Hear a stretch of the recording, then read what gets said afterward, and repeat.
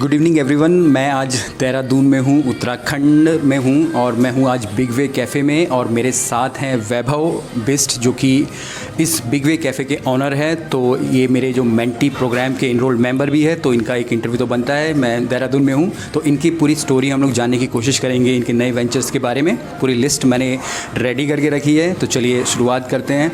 तो वैभव, सबसे पहले आपका यहाँ पे बहुत बहुत धन्यवाद कि आप अपना एक्सपीरियंस शेयर कर रहे हैं सबके साथ। और सबको मैं ये भी बता दूं कि जस्ट 25 ईयर ओल्ड, सिर्फ 25 साल के हैं और लगभग 2.5 साल से इस रेस्टोरेंट को चला रहे हैं बहुत ही अच्छी तरीके से। तो वैभव, सबसे पहला क्वेश्चन मैं आपसे यही पूछूंगा कि आपका बैकग्राउंड क्या है, आपकी जो एजुकेशन है या फैमिली के बारे में आप थोड़ा सा बताइए मुझे। सबसे पहले थैंक यू सर, आप मेरा इंटरव्यू देने के लिए मुझे मौका दिया। तो बस एक्चुअली मैं अपने बैकग्राउंड के बारे में बताता हूँ आपको। मैंने स्कूलिंग देहरादून से करी है, जसवंत मॉडर्न स्कूल, और मैंने ग्रेजुएशन ग्रेटर नोएडा से करा है, गलगोटिया यूनिवर्सिटी से। और उसके बाद मैंने एमबीए किया है देहरादून से। बाकी मेरा कोई ऐसे बैकग्राउंड नहीं है होटल लाइन से कि प्रॉपर एचएम वेचएम डिप्लोमा मैंने अभी कुछ नहीं किया है। बस यही खोलने से पहले 2 साल मैंने काफ़ी रिसर्च किया है और काफ़ी रिसर्च की मैंने खोलने से पहले 2 साल, तब जाके थोड़ा बहुत हुआ है। तो वैभव, मैं लगभग यहाँ 4 घंटे से आपके साथ हूँ और मैं पूरा ऑब्ज़र्व कर रहा हूँ। वो मेरा एक तरीके से जॉब भी है, आपको बताना कि कहाँ क्या फ्लॉज हैं। तो काफ़ी अच्छा आप लोग यहाँ पे कस्टमर को ट्रीट कर रहे हो, कस्टमर सर्विसेज को ले लो या आपके फूड को ले लो, इट्स रियली ग्रेट। तो वैभव, यहाँ पे दूसरा क्वेश्चन ये आ जाता है कि आपने क्यों स्टार्ट किया कैफ़े? आपका कोई बैकग्राउंड भी नहीं था, पर आपने क्यों किया? क्योंकि अगर आप इस बैकग्राउंड से नहीं हैं तब भी आप एक कैफ़े, एक ऐसा बिज़नेस बोला जाता है, इतना रिस्की बिज़नेस बोला जाता है, जिसमें कि हम लोग बोलते हैं कि भाई अगर कोई 100 कैफ़े चालू हो रहे हैं तो 90 को तो बंद ही हो जाना होता है 1 साल में। तो आपको तो लगभग 2.5 साल हो गए हैं और you are running in a very good way. तो आप मुझे बताइए कि आपने ये कैफ़े क्यों शुरुआत की या आपके मन में क्यों विचार आया ऐसा? एक्चुअली सर, जब मैं एमबीए कर रहा था तो मेरे लोकेशन, जो मेरे घर की लोकेशन है, घर के ग्राउंड फ्लोर पर ही मैंने अपना कैफ़े खोला है और ऊपर फर्स्ट फ्लोर पे मेरा घर है। तो ये जो कैफ़े था ये पहले घर ही था, इसे पूरा मॉडिफाई करके मैंने ग्राउंड फ्लोर को पूरा घर बनाया, कैफ़े बनाया।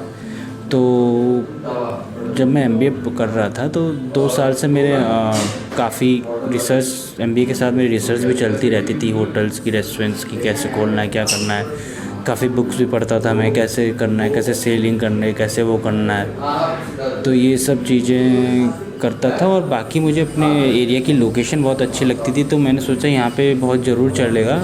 लोकेशन बहुत मैटर करती है किसी भी रेस्टोरेंट को चलने से पहले। और फिर बाकी सर ने जैसा कहा कि 90% रेस्टोरेंट्स पहले ही बंद हो जाते हैं, वो सब कारण मैनेजमेंट का होता है कि मैनेज नहीं कर पाते हैं वो स्टाफ को या फूड कॉस्ट को।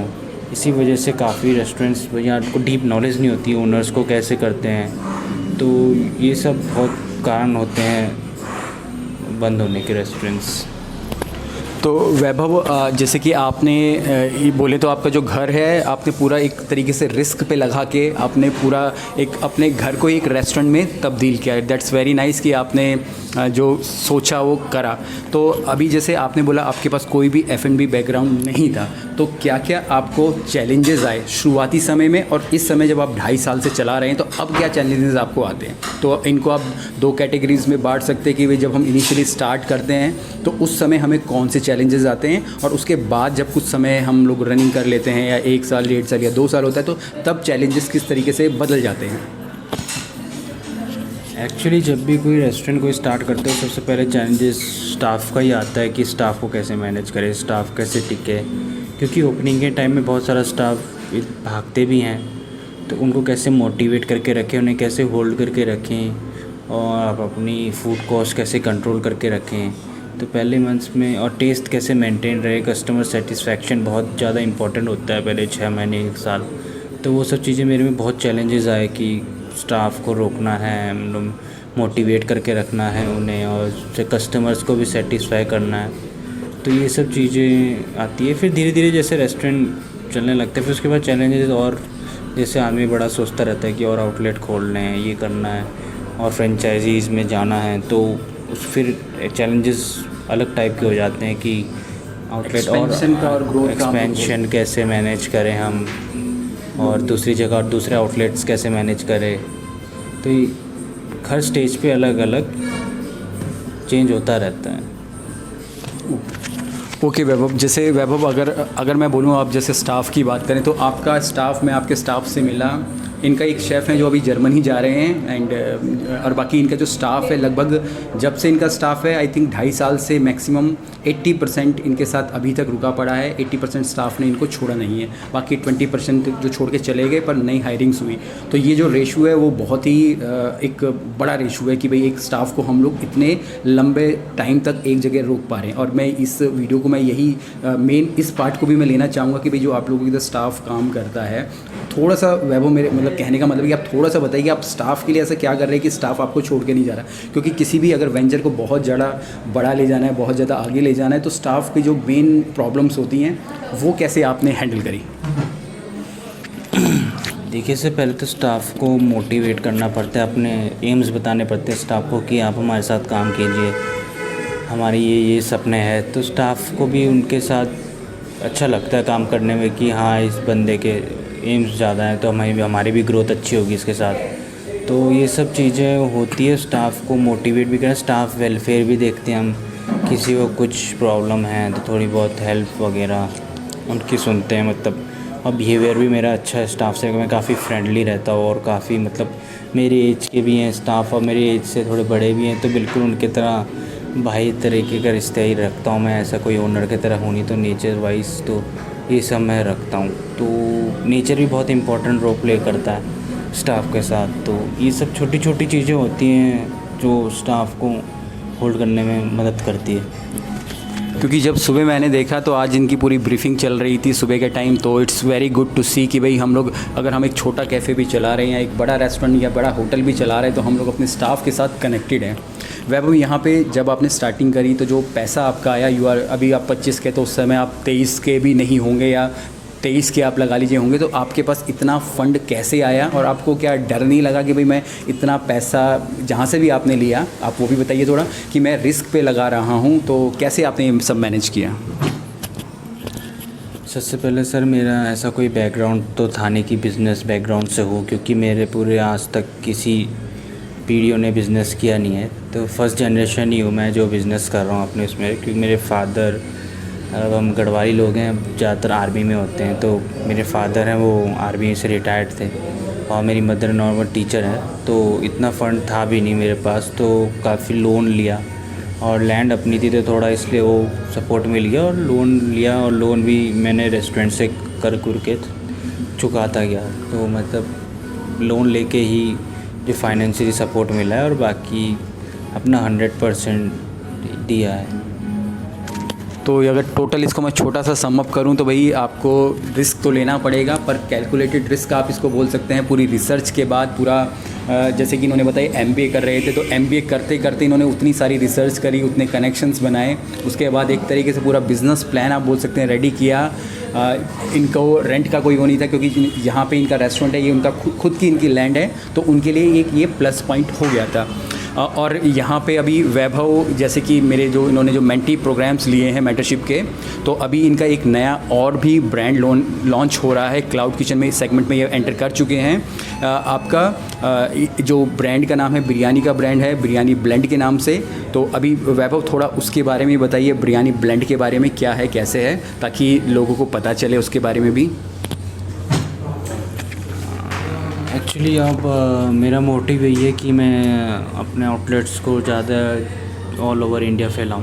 तो अभी हमारा एक बिरयानी का ब्रांड आ रहा है, बिरयानी ब्लेंड्स, तो उसी में ही काफ़ी काम चल रहा है, काफ़ी ऑल ओवर इंडिया चाह रहा हूँ मैं आउटलेट। पहले तो यहीं से शुरू करेंगे और मतलब काफ़ी अच्छी पैकेजिंग के साथ डिलीवरीज़ वगैरह, बिरयानी का नया एक्सपीरियंस लोगों को देना चाहते हैं। तो इसी फील्ड में अब करना है आगे, तो पूरा 100% ही दे रहे हैं इसमें। तो वैभव के साथ तो मैं भी कनेक्टेड हूँ इस ब्रांड के लिए, और बाकी अभी फ्यूचर में भी और भी कई सारे नए नए ब्रांड्स आने वाले हैं। तो अगर आप मेरी वीडियोस देख रहे हैं तो आपको पता चलता ही होगा कि हम लोग क्या क्या नया कर रहे हैं यहाँ पे। वैभव, मैं आपको थैंक यू बोलूँगा। और सबसे पहले तो मतलब कि जो भी यंगस्टर हैं जो इस इंडस्ट्री से नहीं भी हैं, आप उनके लिए एक आप बोल सकते हो कि एक रोल मॉडल हो उन लोगों के लिए जो कि आप एक इतना सही काम कर रहे हो। क्योंकि हम लोग एक मन में विचार लेके कर रहे थे कि मुझे ये करना है, पर हम लोग सिर्फ देखने वाले होते हैं, हम कभी एक्शन नहीं लेते। पर आपने बहुत ही कम एज में वो एक्शंस लिए, सोचा, एक्शंस लिए, और रियली में आप उनको पूरा कर रहे हो। एक नेक्स्ट क्वेश्चन मैं और लूँगा कि आप अपने कॉम्पिटिटर से कैसे अपने आप को अलग कर पाते हैं। मैं क्योंकि देख रहा हूँ जिस लेन में इनका रेस्टोरेंट है, काफ़ी यहाँ पे रेस्टोरेंट है, पर यहाँ का अगर देखूँ मैं तो आपका अच्छा यहाँ पे एक बिज़नेस चल रहा है। सुबह से मैं भीड़ ही देख रहा हूँ यहाँ पे। तो किस तरीके से आप अपने आप को डिफ्रेंशिएट कर पा रहे हो आपके कॉम्पिटिटर से आपकी सिटी में? देखिए सर, यहाँ पे तो सबसे पहले रेस्टोरेंट्स मैंने ही खोला था इस लाइन में। उसके बाद देखी में बहुतों ने रेस्टोरेंट्स खोलने चालू किए, काफ़ी बंद भी हुए, काफ़ी नए भी आए। तो मैं कंपटीशन जैसी चीज़ कोई मानता नहीं। कंपटीशन आपका खुद से होता है कि आप कितना अपना बेस्ट दे पा रहे हो। आज आपने 10% दिया तो कल 20, फिर 30, फिर 40। मैं तो मानता हूँ कोई कंपटीशन की वजह से बंद नहीं होता है, आप सिर्फ अपने एफ़र्ट्स की वजह से ही बंद होता है। तो ये सब है कि अपने एफ़र्ट्स लगाने पड़ते हैं। कहने का मतलब है कि आपको अपने जो पैरामीटर से खुद सेट करने हैं, अगर आप अपना 100% आज दे पा रहे हो तो उसके बाद आपको और कस्टमर तक पहुंचना है, कस्टमर तक रीच करनी है। तो आप में से जो भी मेरे व्यूअर्स हैं, जो भी मेरी वीडियोस को देखते हैं, पसंद करते हैं, तो प्लीज़ सबसे एक बार और रिक्वेस्ट है, जो भी देहरादून में है, गढ़ी कैंट में इनका रेस्टोरेंट है बिग वे के नाम से, बिरयानी ब्लेंड के नाम से इनका एक क्लाउड किचन आ रहा है। तो आप लोग यहाँ पे विज़िट कीजिएगा। चाहे बिरयानी ब्लेंड के तो आप स्विगी, ज़ोमैटो, या इनकी खुद के डिलीवरी सर्विसेज भी हैं, खुद की इनकी वेबसाइट है, वहाँ से आप खाना मंगा सकते हैं। पर विज़िट ज़रूर कीजिएगा एक बार बिग वे कैफ़े को। अगर आप देहरादून में हैं या कभी भी आप देहरादून से पास होते हैं, कहीं और जाते हैं, तो इनका गढ़ी कैंट में ही रेस्टोरेंट पड़ता है। यहाँ पर ज़रूर आइएगा, इनके खाने को और इनके जो एम्बियंस को फ़ील कीजिएगा। यहाँ पर मैं एक चीज़ और ऐड करना चाहूँगा, जो इनका यहाँ एटमॉस्फेयर है, जो इनका एम्बियंस है, वो बहुत ही ज़्यादा अच्छा है। अगर इनका अभी देखेंगे, इन्होंने एयर प्यूरीफायर तक लगा रखा है अपने कस्टमर के लिए, क्योंकि अगर हम गढ़वाल में हैं, उत्तराखंड में, तो एयर प्यूरीफायर लगाने की कोई ऐसी आवश्यकता नहीं है, क्योंकि ऑलरेडी यहाँ पे चीज़ें इतनी क्लीन है। पर जो देहरादून है हमारा, एक आप बोल सकते हैं बहुत ज़्यादा सिटी है, भीड़ भाड़ वाला एरिया है, पर इन्होंने उस समय भी प्यूरीफायर यहाँ पे लगा रखा है। तो इससे यही जज हम लोग कर सकते हैं कि भाई ये कस्टमर का कितना ज़्यादा ध्यान रख रहे हैं, बहुत ज़्यादा उनकी केयर कर रहे हैं। इवन इनके टॉयलेट्स अगर आप देखेंगे बिल्कुल साफ़, नीट, क्लीन है, वहाँ पर भी इन लोगों ने कई सारी चीज़ें यूज़ कर रही हैं। वह अब एक लास्ट और क्वेश्चन है, आप टेक्नोलॉजी के बारे में कुछ बोलिए यंगस्टर के लिए कि आप किस तरीके से टेक्नोलॉजी को यूज़ कर रहे हैं, अपने इस बिज़नेस के साथ उसको ब्लेंड कर रहे हैं। सर देखिए, आने वाला समय तो टेक्नोलॉजी का ही है। जितना अगर आपको एक्सपेंड करना है अपना बिज़नेस, और जितने आउटलेट्स आपको खोलने हैं, तो टेक्नोलॉजी के बिना तो ये इम्पॉसिबल है कि टेक्नोलॉजी तो आपको चाहिए ही चाहिए। और बाकी मैंने भी काफ़ी टेक्नोलॉजीज़ यूज़ करी हैं, जैसे काफ़ी चीज़ें हैं, मैं ऑटोमेशन तभी कर पाया हूँ ताकि काफ़ी आईटी इसमें यूज़ करा है। तो ये सब चीज़ें करनी पड़ती हैं अगर आपको नेक्स्ट लेवल जाना है, औरों से हटना है, तो टेक्नोलॉजीज़ का पूरा उपयोग करना पड़ेगा।